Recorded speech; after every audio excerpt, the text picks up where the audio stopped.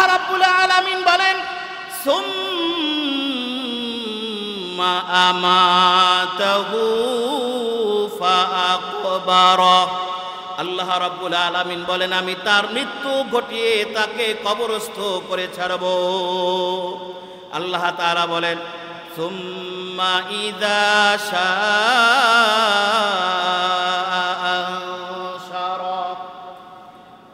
আমি আল্লাহ রাব্বুল আলামিন কবর পর্যন্ত তার শেষ নয়, বরং সুম্মা ইযা শাআ, অতঃপর আমি আল্লাহ তাআলা যখন চাইব আনশারা, আবার তাকে ওই মাটি থেকে উত্থিত করব।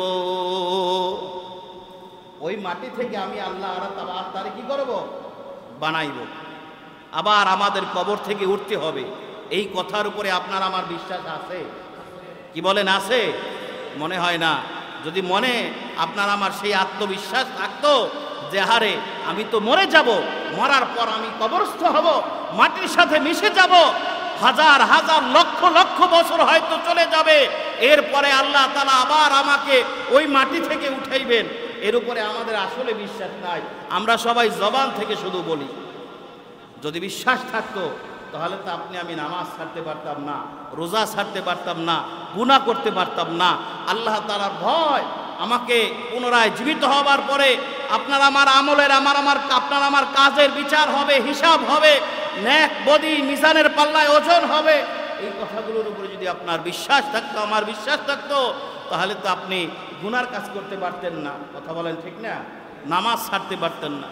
আপনার আমার কাজে প্রমাণ দেয় যে আপনি আমি এই কথার উপরে বিশ্বাস নই। আসলে একটু বিশ্বাস করাটা কঠিন। কি বলেন, ঠিক কিনা? আমাদের মৃত্যুর পরে আবার কবর থেকে পুনরায় জীবিত হতে হবে, এটা বিশ্বাস করা একটু কঠিন। কারণ আমরা আজ পর্যন্ত কাউকে জীবিত হইতে দেখি নাই। কি বলেন, ঠিক না? কাউকে জীবিত হইতে দেখছি? যত মানুষ মরছে, কেউ জীবিত হয়েছে? তাহলে বিশ্বাস কেমনি করবো যেটা দেখি নাই কোনো সময়? এটা হাঁস মুরগি পর্যন্ত জীবিত হইতে পারে নাই, তাহলে এটা কিভাবে সম্ভব? আপনার আমার চাইতে বহু জ্ঞানী, বহু দার্শনিক, বহু শিক্ষিত মানুষ এটা নিয়ে অনেক গবেষণা করেছে। এই মহান দাওয়াতের চাইতেও একজন মুমিন মুসলমানের ইলমি আমলি এলেম শিক্ষা করা তার চাইতে বেশি আল্লাহ তাআলার কাছে দামি ছিল। এই ব্যাপারে আলোচনা চলতেছিল। তো আসলে একজন মানুষ হিসেবে আল্লাহ তাআলার কাছে আপনার আমার কত দাম, আজকের আলোচনার আয়াতে আল্লাহ তাআলা এই কথাগুলো বুঝাইবেন। শুধু তাই না, এই মানুষগুলোকে আল্লাহ তাআলা কিভাবে বানিয়েছেন, আল্লাহ তাআলা কোন জায়গা থেকে তাকে কোথায় নিয়ে এসেছেন, আল্লাহ তাআলা আবার এই মানুষকে কোথায় নিয়ে যাবেন, আল্লাহ তাআলা এই মানুষগুলোকে পরবর্তী কি কাজে লাগাইবেন, আল্লাহ তাআলা তাও বর্ণনা করেছেন। সুবহানাল্লাহ। যাতে করে মানুষ বুঝতে পারে, তার রবকে চিনতে পারে এবং তার রবের দেখানো পথে চলতে পারে। এই জন্য আজকের এই আলোচনা। তো আসুন আমাদের আলোচনা শুরু করি। শুরুতেই আল্লাহ পাক রব্বুল আলামিন প্রিয় হাবিব মুহাম্মদুর রাসূলুল্লাহ সাল্লাল্লাহু আলাইহি ওয়াসাল্লামকে সান্ত্বনার উদ্দেশ্যে আল্লাহ তাআলা আয়াতে কারিমা নাজিল করেছেন। আল্লাহ তাআলা বলেন কুতিলাল ইনসানু মা আকফারা। আল্লাহ রাব্বুল আলামিন বলেন কুতিলাল ইনসানু, ধ্বংস হোক ওই মানুষগুলো, মা আকফারা, যে কথাগুলো তারা অস্বীকার করতেছে। কারণ এই কথাগুলো অস্বীকার করার মাধ্যমে মানুষ আর মানুষ থাকে না, মানুষ জন্তুর চাইতেও খারাপ হয়ে যায়। কিসের চাইতে? জন্তু, চতুষ্পদ জন্তুর চাইতেও কি হয়ে যায়? খারাপ হয়ে যায়, আল্লাহ তাআলার কাছে খারাপ হয়ে যায়। আমরা দেখতে পারি একটা মানুষ সে ধনে জনে রূপে গুণে সব দিক থেকে সুন্দর এবং দামি এবং খুব পাওয়ারফুল মানুষ, দেখতে সুন্দর, তার সব কিছুতে সে সুন্দর, কিন্তু আল্লাহ তাআলার কাছে যদি কেউ দামি না হতে পারে, বলেন তো তার আর পৃথিবীর সব মানুষের কাছে যদি সে দামি হয়, বলেন তো সেই দামের কোনো দাম আছে? দামি হতে হবে কার কাছে? জবান ছেড়ে বলুন, কার কাছে? আল্লাহর কাছে দামি হতে হবে। কথা বলেন ঠিক কিনা? তাই আল্লাহ তাআলা বলেন, দুনিয়ার সব মানুষ তোমাকে দামি নামি বলতে পারে, তোমাকে দামি নামি মানতে পারে, কিন্তু আল্লাহ তাআলা যদি দামি আর নামি না ভাবেন, না বলেন, তাহলে তুমি কোনোদিনও দামি হতে পারবে না। সুবহানাল্লাহ। কথা বলেন ঠিক কিনা? তো একটা মানুষ খারাপ ধ্বংস হয় কিভাবে? একটা মানুষ ধ্বংস হয় কিভাবে? তার কতগুলো কারণ আল্লাহ তাআলা তুলে ধরেছেন। যেমন আল্লাহ তাআলা বলেন, এই মানুষকে আমি যে পৃথিবীতে পাঠিয়েছি সুন্দর করে বানাইয়া। কে বলেন, একটা মানুষ যত কালো হোক, দেখতে কি কুকুরের মতো দেখায়? কি বলেন, গাধার মতো দেখায়? হিংস্র জানোয়ারের মতো দেখায়?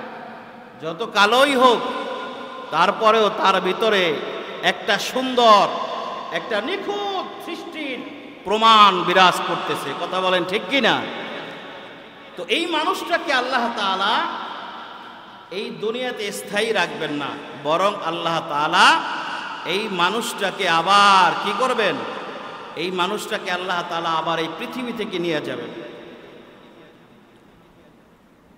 তো একটা মানুষ ধ্বংস হয় কোন কারণে? একটা মানুষ ধ্বংস হয় ওই কারণে যখন তার নিজেকে চিনতে সে ভুল করে। কি বলেন ঠিক কিনা? সে নিজেকে যখন চিনতে ভুল করে, আহারে আমি কি ছিলাম, আমি কে, আমি আবার কোথায় যাব, সে নিজেকে যখন চিনতে ভুল করে, তখন সে ধ্বংসের দ্বার প্রান্তে পৌঁছে যায়। কথা বলেন ঠিক কিনা? ভাইরা আমার, দেখবেন আল্লাহ তাআলা খুব সুন্দর করে বলে, মানুষ আমি তোমারে যে কি দিয়ে বানাইছি, তুমি যদি একটু চিন্তা করো, তাহলে তুমি আমাকে খুব সুন্দরভাবে গ্রহণ করতে পারবা। কথাগুলো তো কাফেরদের উদ্দেশ্যে বলা হইতেছে। আল্লাহ রাব্বুল আলামিন বলে, মানব আমি তোমারে কি জিনিস দিয়া বানাইছি শোনো। মিন আইয়ি শাইইন খালাকা। আল্লাহ তাআলা বলেন, ও দুনিয়ার মানুষ, আমি তোমাকে কি বস্তু থেকে কি জিনিস দিয়া সৃষ্টি করেছি শোনো। মিন নুতফা, মিন নুতফা, তোমাকে এক ফোঁটা নাপাক পানি দিয়া নুতফা দ্বারা আমি তৈরি করেছি। কি দিয়া? এক ফোঁটা নাপাক পানির মধ্যে মাধ্যমে আল্লাহ তাআলা আপনাকে আমাকে সৃষ্টি করেছে। আল্লাহ তাআলার সৃষ্টি কত নিখুঁত, কত পাটে পাটে ধাপে ধাপে আল্লাহ তাআলা মানব জাতিকে সৃষ্টি করেছেন। দেখেন সূরা মুমিনুনের 12, 13 এবং 14 নম্বর আয়াতে আল্লাহ তাআলা মানব সৃষ্টির অপরূপ কারিগর, নিখুঁত সৃষ্টির রহস্য আল্লাহ তাআলা মানব জাতিকে সুন্দরভাবে বর্ণনা করেছেন। আল্লাহ রাব্বুল আলামিন বলেন, ওয়ালাকাদ খালাকনাল ইনসানা মিন সুলালাতিন মিন তিন। আল্লাহু আকবার বলেন। আল্লাহ রাব্বুল আলামিন বলেন, আমি মানুষকে সৃষ্টি করেছি মাটির সারাংশ থেকে। মাটির সারাংশ বুঝেন? কাদা মাটি ছানলে, বেলে মাটি যেটা এঁটেল মাটি যেটা বলা হয়, ওইটা ছানলে একেবারে দইয়ের মতন হয়ে যায়। কথা বলেন ঠিক কিনা? রসালো এক পদের তরল পদার্থের মতো হয়ে যায়। মাটির নির্যাস এটা যে কি আল্লাহ রাব্বুল আলামিন এই মাটির নির্যাস থেকে আপনাকে আমাকে কি করছেন, সৃষ্টি করেছেন। এরপরে আল্লাহ রাব্বুল আলামিন বলেন সুম্মা জাআলনাহু নুতফাতান ফি ক্বরারিম মাকিন। আল্লাহ রাব্বুল আলামিন বলেন হে মানুষ, অতঃপর আমি আল্লাহ রাব্বুল আলামিন তোমাকে এক ফোঁটা নাপাক শুক্রাণু বীর্য রূপে আমি তোমাকে সৃষ্টি করেছি। এক ফোঁটা ওই মাটির নির্যাস থেকে, এই কথাটা আল্লাহ তাআলা বলছেন মাটির নির্যাস থেকে আমাদেরকে বানিয়েছেন। তার মানে এই মাটির নির্যাস থেকে আল্লাহ তাআলা এই পৃথিবীর সর্বপ্রথম মানুষ হযরত আদম আলাইহিস সালামকে বানিয়েছেন। এরপরে আদম আলাইহিস সালামের পরে যত মানুষ আল্লাহ তাআলা বানিয়েছেন, সব মানুষগুলোকে আল্লাহ তাআলা এক ফোঁটা বীর্যের মাধ্যমে, নাপাক শুক্রাণুর মাধ্যমে আল্লাহ তাআলা আমাদেরকে সৃষ্টি করেছেন। কথা বলেন ঠিক কিনা? কত নিখুঁত আল্লাহ তাআলা এই সৃষ্টি, দেখেন খুব সুন্দরভাবে আল্লাহ তাআলা চমৎকার বর্ণনা করেছেন। এরপরে আল্লাহ রাব্বুল আলামিন বলেন সুম্মা খলাকনান নুতফাতা আলাকা। আল্লাহ তাআলা বলেন অতঃপর আমি সেই শুক্রাণু বিন্দু থেকে আল্লাহ তাআলা একটা নাপাক জমাট রক্ততে আল্লাহ তাআলা আমি তোমারে বানাইছি। এক ফোঁটা নাপাক শুক্রাণু বীর্য আল্লাহ তাআলা আপনার আমার মায়ের গর্ভে বাবার ওরস থেকে যখন চলে গেছে, ওইখানে আল্লাহ তাআলা ফেরেশতাদের মাধ্যমে ওইটাকে প্রক্রিয়া করে আল্লাহ তাআলা একটা জমাট বাঁধা রক্তের চাকায় পরিণত করেছেন। সুবহানাল্লাহ বলে। আল্লাহ রাব্বুল আলামিন বলেন এরপরে তোমার পরিণতি কি হয়েছে শোনো। ফাজআলনাল আলাকাতা মুযগা। আল্লাহ রাব্বুল আলামিন বলেন তোমার ওই রক্ত জমাট বাঁধা রক্তের চাকাটা, রক্তের যে স্তম্ভটা রয়েছে, যে রক্ত জমাট বাঁধাটা রয়েছে, ওইটার উপরে আল্লাহ তাআলা আবার নতুন করে ফেরেশতা পাঠিয়ে ওইটারে প্রক্রিয়া করে আল্লাহ রাব্বুল আলামিন এক টুকরা আল্লাহ তাআলা ওইটাকে হাড্ডিতে পরিণত করেছে। জমাট বাঁধা রক্তটাকে আল্লাহ তাআলা মাংস পিণ্ডে এক টুকরা মাংস বানাইছেন। আপনার আমার ওই রক্তের জমাট বাঁধা টুকরাটাকে আল্লাহ তাআলা মাংসে পরিণত করেছেন। ওইটার উপরে আল্লাহ তাআলা আবার 40 দিন কাজ করেছে। কাজ করার পরে কি হয়েছে দেখেন, ফাখলাকনাল মুদগাতা ইযামা। আল্লাহ রাব্বুল আলামিন বলেন অতঃপর আমি আল্লাহ রাব্বুল আলামিন তোমারে ওই গোশতের টুকরার উপরে ফেরেশতা দিয়া প্রক্রিয়াজাত করে কাজ করাইয়া আমি আল্লাহ তাআলা তোমাকে হাড্ডি রূপে স্ট্রাকচার তৈরি করেছি। গোশত দিয়ে আল্লাহ তাআলা কি বানাইছেন? হাড্ডি বানিয়েছেন। এরপরে আল্লাহ তাআলা হাড্ডির পরে আল্লাহ রাব্বুল আলামিন বলেন যখন তোমার বডির স্ট্রাকচার হয়ে গেছে, তোমার শরীরের গঠন আকৃতি হাড্ডি দ্বারা তৈরি হয়ে গেছে, আল্লাহ রাব্বুল আলামিন বলেন ফাকাসাউনাল ইযামা লাহমা। আমি ওই হাড্ডির উপরে আল্লাহ তাআলা আস্তে আস্তে মাংস বসিয়েছি, গোশত বসিয়েছি। সুবহানাল্লাহ। আল্লাহ রাব্বুল আলামিন এত সুন্দর করে আমাদেরকে যে বানিয়েছেন, আল্লাহ তাআলা বলেন সুম্মা আনশানাহু খালকান আখর। এরপরে আল্লাহ তাআলা 10 মাস 10 দিন পরে আল্লাহ তাআলা আপনাকে আমাকে একটি পূর্ণ মানুষ, সুন্দর মানুষ হিসেবে আল্লাহ তাআলা দুনিয়াতে আমাদেরকে কি করছেন? পাঠিয়েছেন। কথা বলেন ঠিক কিনা? তো আল্লাহ তাআলা বলেন আহারে মানুষ, তুমি সামান্য হায়াত পেয়ে, তুমি সামান্য তোমার এই ক্ষণস্থায়ী জিন্দেগিতে তুমি দুনিয়াতে বসে আমাকে ভুলে তোমার ক্ষমতা, তোমার টাকা, তোমার পাওয়ার, এই যে তোমার দুনিয়ার সৌন্দর্য, দুনিয়ার চাকচিক্য, তোমার দাপট, তোমার ক্ষমতা, এই সব কিছুকে পেয়ে তুমি যখন আমাকে ভুলে গেছো, তুমি তো ধ্বংস হয়ে গেছো, তুমি তো ধ্বংস হয়ে গেছো। আমি তোমারে কি থেকে কি বানাইলাম, আর তুমি আমার সাথে কুফরি করো, আমার ক্ষমতায় তুমি অংশীদার বসাও। অথচ আমি আল্লাহ তোমারে 60-70 বছরের জিন্দিগি দিয়া তোমারে এই দুনিয়াতে পাঠাইছি। শুধু তাই না, এই ক্ষমতা, এই দাপট, এই পাওয়ার, এই টাকা পয়সা, এসব কি আমাদের চিরদিন দুনিয়াতে থাকবে? আপনি আমি মারা যাওয়ার পরেই তো সব শেষ হয়ে যাবে। কথা বলেন ঠিক কি না? আপনি আমি যখন দু চোখ বন্ধ হয়ে যাবে, নিঃশ্বাস যখন বন্ধ হয়ে যাবে, তখন আপনার আমার সব কিছু কি হয়ে যাবে? শেষ হয়ে যাবে। দু চোখ বন্ধ হতেই সব কিছু কি শেষ। আজকে ক্ষমতায়, শক্তিতে বলে হাম কিয়া করেঙ্গে, লাঠির ভিতর মুগুর বরেঙ্গে। কথা বলেন ঠিক কিনা? ক্ষমতার চলে দিক পাই না, আমি কি করব? এত শক্তি আমার গায়ে, লাঠির মধ্যে মুগুর বইরে ফেলাই। কিন্তু এই শক্তি কি আমার চিরদিন থাকবে? বলেন, চিরদিন থাকবে? আল্লাহ তাআলা, আমি অনেক দিন আলোচনা আপনাদের বলেছিলাম, আল্লাহ তাআলা 4টা কথম খাইয়া মানুষকে সৃষ্টি করেছেন। বলেন, এর চেয়ে সুন্দর মাখলুক আমি আর বানাই নাই। সুবহানাল্লাহ বলেন।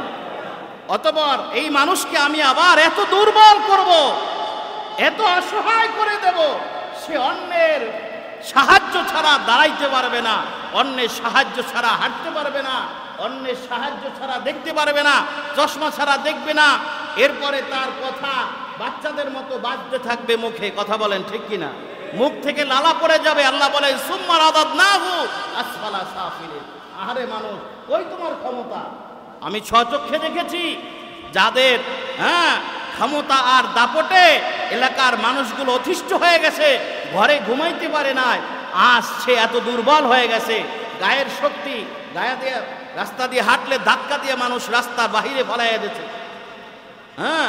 তার দাপটে, তার শক্তিতে রাস্তা দিয়ে হাঁটলে লুঙ্গিতে খসখস শব্দ হয়ে গেছে। আজ তাদের হাঁটতে গেলে আর একজনের কাঁধে বর দিয়ে হাঁটতে হয়, লাঠিতে বর দিয়ে হাঁটতে হয়। কথা বলেন ঠিক না বেঠে? তাহলে একবার ভাবুন, আল্লাহ তাআলা যে এক ফোঁটা দুর্বল নাপাক পানি দিয়ে বানাইছেন, ওই নাপাক পানিটা দিয়া বানাইয়া আপনাকে আল্লাহ তাআলা দুনিয়ার সৌন্দর্য দিয়া হাজারো নিয়ামতের মধ্যে ডুবাইয়া রাখা, আল্লাহ তাআলা আপনাকে টাকা দিয়া, ধন দৌলত আর পাওয়ার দিয়া, ক্ষমতা দিয়া, গায়ের শক্তি দিয়া আল্লাহ তাআলা লালন পালন করেছেন। এরপরে যখন আল্লাহ তাআলা আপনাকে আমাকে দুর্বল করে দিবেন, এরপরেও তো আমি আপনি আল্লাহ তাআলাকে চিনলাম না। কথা বলেন ঠিক কিনা? কে বলেন চিনতে পারছি? চিনতে পারি নাই। এরপরে আল্লাহ রাব্বুল আলামিন বলেন, আল্লাহ তাআলা বলেন, তোমার এই দুনিয়ার হায়াত যখন শেষ হয়ে যাবে, দুনিয়ার হায়াত যখন শেষ হয়ে যাবে, যখন আল্লাহ তাআলা মায়ের গর্ভে পূর্ণাঙ্গ একটা মানুষ রূপে আমাকে আপনাকে বানাইলেন, এরপরে আল্লাহ তাআলা আপনার আমার জন্য একটা কিতাব লিখলেন। আমি কতদিন বাঁচব, আমি দুনিয়াতে যে কি করব, আমি কি ব্যবসা করব, না চাকরি করব, আলেম হব, না সাধারণ মানুষ হব, না ব্যবসায়ী হব, না ডাক্তার হব, না শিক্ষিত হব, না অশিক্ষিত হব, সব কিছু আল্লাহ তাআলা নির্ধারণ করে দিয়েছেন। আপনি আমি দুনিয়াতে আসলাম, লিপিবদ্ধ অনুযায়ী চলতেছে। এরপরে আপনার আমার ঠিকানা কোথায় বলতে পারেন? ঠিকানা কোথায়? আল্লাহ তাআলা বলেন, এই ক্ষমতা, এই পাওয়ার, এই সুন্দর এই পৃথিবী সব কিছু ছেড়ে তোমাকে একদিন কোথায় যেতে হবে? আল্লাহ তাআলা বলেন, সুম্মা আমাতাহু ফাআকবারা। আমি তোমার মৃত্যু ঘটিয়ে তোমাকে কবরস্থ করে ছাড়ব। কি বলেন, হয় কিনা? আপনার আমার মৃত্যু হবে কিনা? আপনার আমার পূর্বে যারা ছিল তারা মরছে কিনা? তাদের কবরস্থ আমরা করছি কিনা? আপনি আমি যখন মারা যাব, তখন আমরাও একদিন কি হয়ে যাব? কবরস্থ হয়ে যাব। এটা কার খেলা? আরো জোরে বলেন, কার খেলা? আল্লাহর খেলা। তো আল্লাহ রাব্বুল আলামিন বলেন, সুম্মা আমাতাহু ফাআকবারা। আল্লাহ রাব্বুল আলামিন বলেন, আমি তার মৃত্যু ঘটিয়ে তাকে কবরস্থ করে ছাড়ব।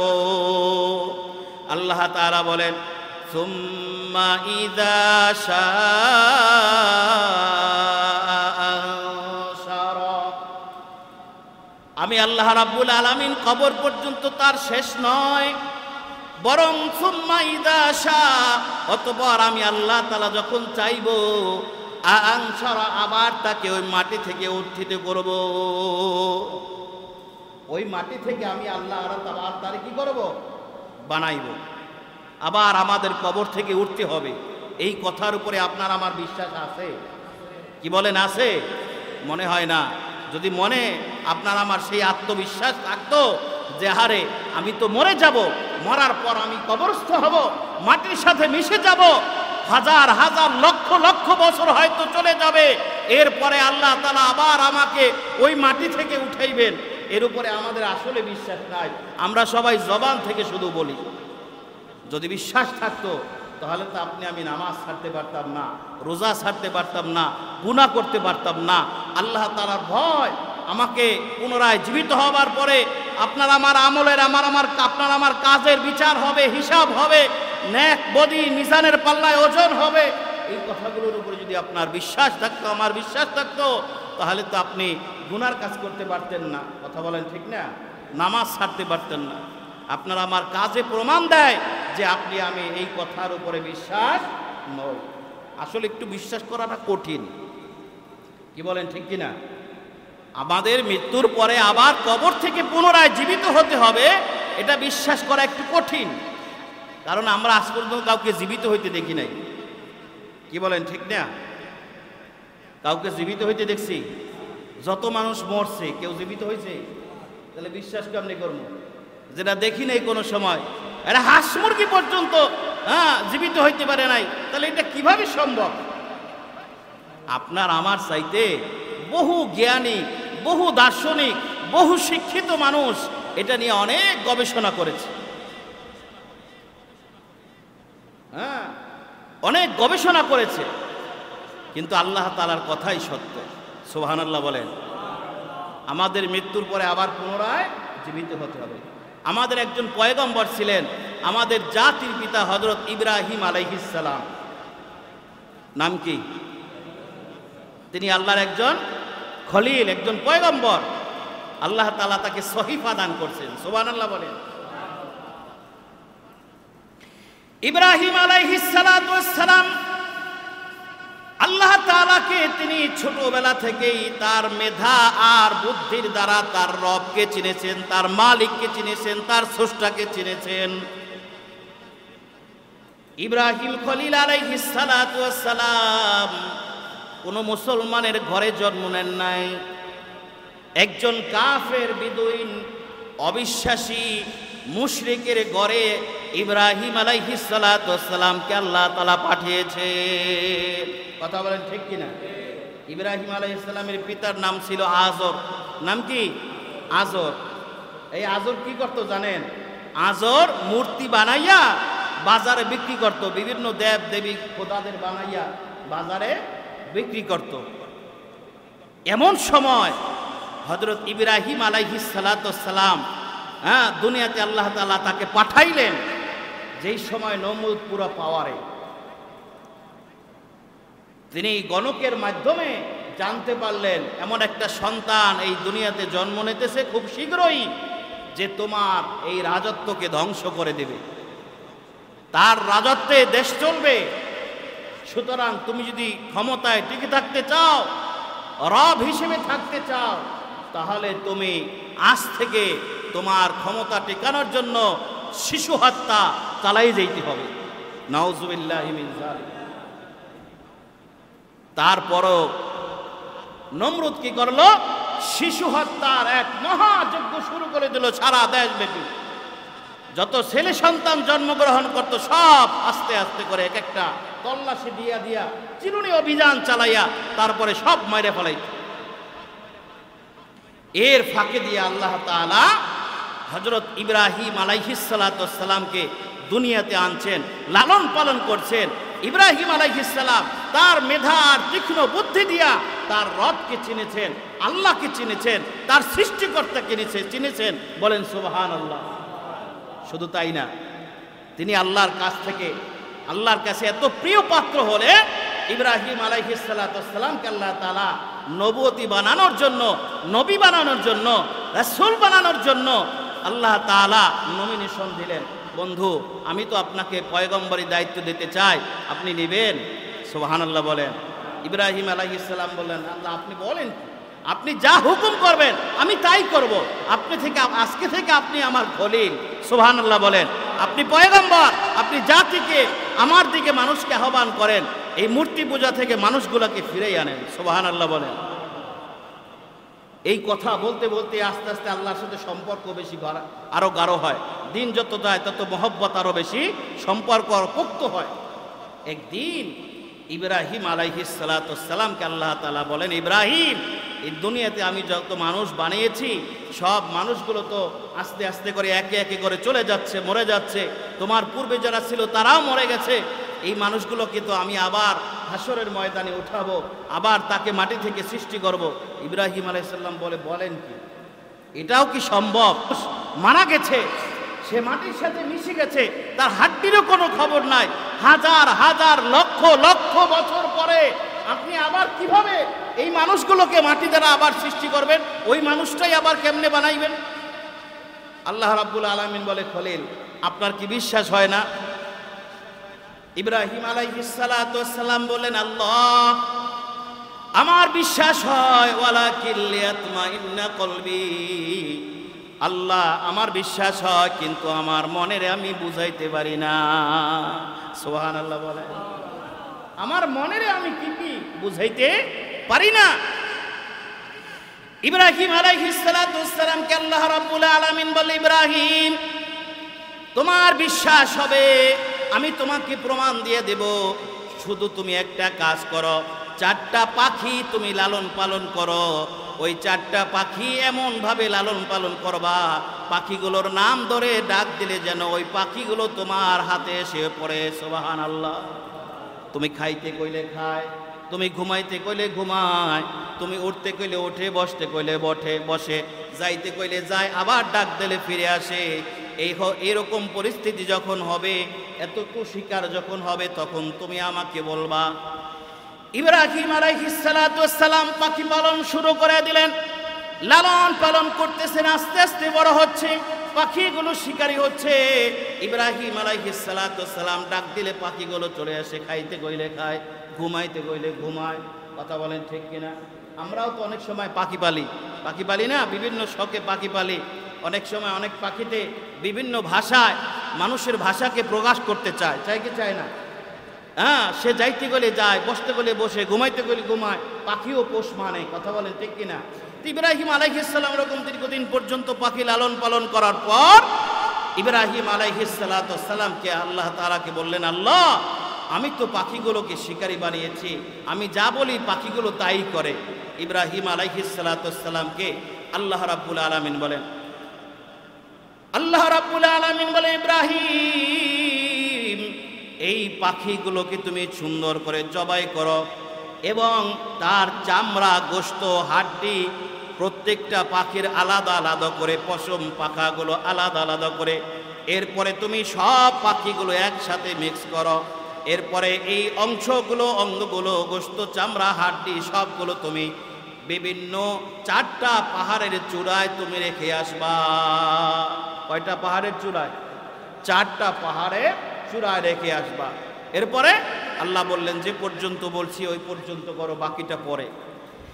হযরত ইব্রাহিম আলাইহিস সালাম পাখিটাকে 4টা পাখি জবাই করার পর সব অঙ্গ প্রত্যঙ্গগুলো মিশিয়ে 4 ভাগ করে 4টা পাহাড়ের চূড়ায় তিনি রেখে আসলেন। দীর্ঘদিন চলে যায়, ইব্রাহিম আলাইহিস সালামের খেয়ালও নাই আমি যে পাখি রেখে আসছি, এতদিন চলে যায়। আল্লাহ রাব্বুল আলামিন ইব্রাহিম আলাইহিস সালামকে ডাক দিয়া বলে, ইব্রাহিম আমি তোমাকে 4টা পাখি পুষতে বলেছিলাম, এই 4টা পাখি পোষার পরে তুমি জবেহ করেছিলে। এই 4টা পাখির প্রত্যেকটা অঙ্গ প্রত্যঙ্গগুলো আলাদা আলাদা করে তুমি 4টা পাহাড়ের চূড়া রেখে আসছিলা, তুমি কি ভুলে গেছো? ইব্রাহিম আলাইহিস সালাম বলে, না আল্লাহ আমি ভুলি নাই, মনে আছে। আল্লাহ রাব্বুল আলামিন বলে, ইব্রাহিম তুমি যে সুম্মা ইযা শাআ আনশারা, আমি আল্লাহ তাআলা মানুষগুলোকে মৃত্যুর পরে কবরে নিয়ে যায় মাটির সাথে মিশাইয়া দেয়া, আবার ওই মানুষগুলোকে ওই মাটি থেকে ওই জায়গা থেকে আমি আল্লাহ তাআলা আবার উঠাবো, আবার উত্থিত করব। এই কথার উপরে তোমার যে ইতমিনান হচ্ছিল না, তোমার কলবের প্রশান্তি ছিল না, তাই আমি আল্লাহ তাআলা তোমাকে বুঝাইতে চাই। তোমার ওই পাখিগুলোর নাম কি মনে আছে? ইব্রাহিম আলাইহিস সালাতু ওয়াস সালাম বলে, আল্লাহ আমার মনে আছে। ইব্রাহিম তোমার ওই পাখিগুলোর নাম ধরে তুমি ডাক দাও, আমি আল্লাহ রাব্বুল আলামিন তোমার হাতে ওই পাখিগুলোকে আবার ওইখান থেকে উঠাইয়া আবার আমি তোমার হাতে পৌঁছায়া দেব। সুবহানাল্লাহ। আল্লাহর খলিল ইব্রাহিম আলাইহিস সালাতু ওয়াস সালাম পাখিগুলোর নাম ধরে ডাক দিলেন। চারটা পাহাড়ের চূড়া থেকে ওই অঙ্গ প্রত্যঙ্গগুলো মাটি ফুঁড়ে ফুঁড়ে এসে পাথর ফুঁড়ে ফুঁড়ে উঠে ইব্রাহিম আলাইহিস সালাতু ওয়াস সালামের চোখের সামনে সব অঙ্গগুলো একটা একটা আলাদা আলাদা ছিল। ওইটা জোড়া লাইগা লাইগা পাখি হইয়া ইব্রাহিম আলাইহিস সালাতু ওয়াস সালামের হাতে এসে পড়ছে। চিল্লায় বলেন সুবহানাল্লাহ। এগুলো কে করছেন? আরো জোরে বলেন, কে করছে? আল্লাহ রাব্বুল আলামিন করেছেন। তাহলে যে আল্লাহ তাআলা ইব্রাহিম আলাইহিস সালামের চোখের সামনে মৃত পাখিগুলোকে মাটির সাথে পাথরের সাথে মিশে যাবার পর আল্লাহ তাআলা যে পাখিগুলোকে আবার জীবিত করলেন, বলেন তো এই মানুষগুলোকে মারা যাওয়ার পর পোকামাকড়ে খাইয়া হজম করে হাইগা বইটা সব শেষ করে ফেলাইছে, হাড্ডি পর্যন্ত পয়সে গেছে। এই মানুষগুলোকে আল্লাহ তাআলা কি আবার বানাইতে পারবেন না? কি বলেন, পারবেন না? পারবেন। আবার আল্লাহ তাআলা আপনাকে আমাকে উঠাইবেন। কাফেরেরা যখন আল্লাহর নবীর দাওয়াত গ্রহণ করতেছিল না, নবী ব্যথিত হচ্ছিলেন, আল্লাহ তাআলা বলেন, সান্ত্বনা দিতেছেন, তারা কত বড় ধ্বংসে পরিণত হয়েছে। আহারে মানুষ, কত বড় ধ্বংস হয়ে গেছে তারা, যে আজ আমার তোমাদের চোখের সামনে আমি আল্লাহ রাব্বুল আলামিন সব কিছু করে দেখাচ্ছি, অথচ তুমি আমার উপরে ঈমান আনতে পারতেছো না, তুমি আমার হুকুম মতো চলতে পারতেছো না। আমি আল্লাহ তাআলা তোমাকে যেভাবে বলি তুমি সেইভাবে করতে পারতেছো না। আপনাদের আরো বড় একটা প্রমাণ দিলে আপনারা বুঝতে পারবে যে আসলে আল্লাহ তাআলা মৃত্যুর পরে পুনরায় আবার আমাদের জীবিত করে আমাদের কর্মের হিসাব নেবেন। হযরত ঈসা, বেশি দূরে যাওয়া লাগবে না, হযরত ঈসা আলাইহিস সালাম তিনি কোন পয়গম্বর? আমাদের নবীর আগের পয়গম্বর হযরত ঈসা আলাইহিস সালাম। আমাদের নবী দুনিয়াতে আসার 500 বছর আগে বা 600 বছর আগে এই পৃথিবীতে তিনি নবুয়ত দায়িত্ব পালন করেছেন। সুবহানাল্লাহ বলেন। কত বছর আগে? নবীজির আগমনে 600 বছর আগে তিনি কি করছেন? হযরত ঈসা আলাইহিস সালাম নবুয়তি দায়িত্ব পালন করেছেন। এই হযরত ঈসা আলাইহিস সালাতু ওয়াস সালাম আল্লাহ তাআলা তাকে একটা মুজিজা দান করলেন। কি মুজিজা? তিনি যদি তার হাতে আল্লাহ তাআলা এতটুকু শক্তি দিয়েছেন, কোনো কুষ্ঠ দবল রোগে চর্মরোগের মানুষের উপরে যদি তার হাত লাগাইতেন, তাহলে তার শরীরের চামড়া স্বাভাবিক মানুষের চামড়ার মতো সুন্দর হয়ে যেত। সুবহানাল্লাহ বলেন। কোন অন্ধ, জন্ম অন্ধ, যার চোখের চিহ্ন মাত্র নাই, হযরত ঈসা আলাইহিস সালাম যদি অন্ধের চোখে হাত বুলাইতেন, সাথে সাথে আল্লাহ তাআলার কুদরতে নবীর মুজিজায় তার চক্ষু ভালো হয়ে যেত, সে চোখে দেখতে পাইতো। সুবহানাল্লাহ। শুধু তাই না, ঈসা আলাইহিস সালাম আল্লাহর পয়গম্বর যদি কোনো মৃত কোনো প্রাণীকে, কোনো পাখিকে, কোনো মানুষকে যদি তিনি বলতেন কুম বিইজনিল্লাহ, আল্লাহর অনুমতিতে তুমি দাঁড়ায় যাও, সাথে সাথে সে কবর থেকে উঠে যাইত, মৃত প্রাণী জীবিত হয়ে যেত। সুবহানাল্লাহ বলেন। বেশি দূরে যাওয়া লাগবে। বলেন তো, আপনাদের কাছে আমি জিজ্ঞাসা করি, আপনারা বলেন যে আল্লাহ তাআলা হযরত ঈসা আলাইহিস সালামকে দিয়া মৃত প্রাণী, মৃত মানুষ, মৃত কোনো জিনিসকে আল্লাহ তাআলা আবার জীবিত করতে পারেন, চোখকে ভালো করতে পারেন, চামড়াকে সুস্থ বানাইতে পারেন, অসুস্থ রোগীকে সুস্থ বানাইতে পারেন, তাহলে সেই আল্লাহ তাআলা, যে আল্লাহ তাআলা ইব্রাহিম আলাইহিস সালাম চোখের সামনে বিভিন্ন পাহাড় থেকে পাখির অঙ্গগুলো এনে আল্লাহ তাআলা আবার জীবন্ত পাখি বানাইতে পারেন, সেই আল্লাহ তাআলা আপনাকে আমাকে আবার মৃত্যুর পরে পুনরায় জীবিত করতে পারবেন কি পারবেন না? কি বলেন, পারবে কি পারবেন না? যদি পারেন, এরপরে আল্লাহ তাআলা কি করবেন? আল্লাহ তাআলা আপনার আমার কর্মের হিসাব নেবেন, আল্লাহ তাআলা আপনার আমার কাজের হিসাব নেবেন, আমি ভালো করছি না খারাপ করছি। এজন্য তো আল্লাহ তাআলা বলেন, লিয়াবলুয়াকুম আইয়ুকুম আহসানু আমালা, আমি তোরে হায়াত দিলাম, তোমাকে আমি পরীক্ষা করতে চাই, তুমি দুনিয়াতে কি ভালো কাজ করো, তুমি যে কাজগুলো করে কাজগুলো সুন্দর না সুন্দর, এই কাজগুলো বৈধ না অবৈধ, এই কাজগুলো জায়েজ না না জায়েজ, এই কাজগুলো কি আমি আল্লাহ তাআলার হুকুম মতো হচ্ছে না নবীর তরিকায় হচ্ছে, এই পরীক্ষা করার জন্য আমি তোমারে দুনিয়ায় পাঠাইছি। তাহলে আপনি আমি একজন ছাত্র দুনিয়াতে, কি আপনি আমি একজন ছাত্র। এই দুনিয়াটা পরীক্ষার হল, এই দুনিয়াটা পরীক্ষার হল, এখানে আপনি আমি পরীক্ষা দিতেছি। অতএব আপনার আমার কৃতকর্মকে, কাজগুলোকে, দৈনন্দিন রুটিনকে ভালো পথে আমাদের রুটিনগুলো বানাইতে হবে। আল্লাহ তাআলা আমাদের সবাইকে তৌফিক দান করেন, সবাই বলেন আমিন। আর আখিরাতের প্রতি আমাদের অগাধ বিশ্বাস রেখে পুনরায় জীবিত হওয়ার প্রতি, হিসাব দেওয়ার প্রতি, ভালো মন্দ বিচারের প্রতি, মিজানের প্রতি বিশ্বাস রেখে আল্লাহ তাআলাকে চেনার, বুঝার এবং তার হুকুম মতো চলার আমাদের সবাইকে তৌফিক দান করেন, সবাই বলেন আমিন।